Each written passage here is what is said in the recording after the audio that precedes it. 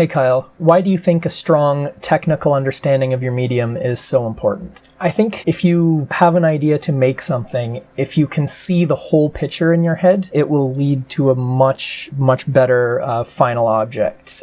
For example, let's just say I'm taking a picture of something. I'll get an image in my head of what I want something to be expressing. I'm going to take those settings, and rather than setting it to get a technically perfect shot, I'm going to set it to best achieve the look or feeling or mood or emotion or tell the story that's the point of what I'm doing. You can't do that if you're still fighting with the technical. If you're a put it in auto, point and shoot kind of person, you're going to have less options towards the end of the process. Whereas when you know every stage thoroughly, you can kind of mentally let each of those steps work together to achieve the final results. Because if I'm wanting the final image to be a silhouette, it really doesn't matter if I capture all the shadow detail. What really matters is that I don't clip my highlights. I'm a big proponent of the before you break the rules, know the rules. A lot of big jazz musicians will talk about how they're just going nuts on a board and how they're not following, they're breaking all the rules and they're just going at it. But I'm not a musician. If I were to pick up their instrument and just go at it, it would be horrendous.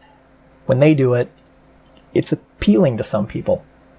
And it's because they know the rules, they've internalized it, and if they get stuck, they can revert to a rule to kind of take it back somewhere decent.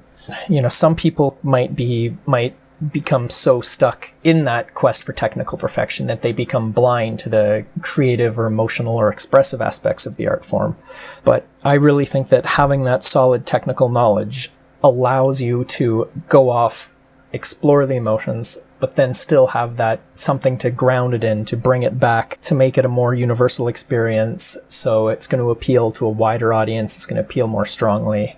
Also, just having a solid technical sense lets you get stuff done on time.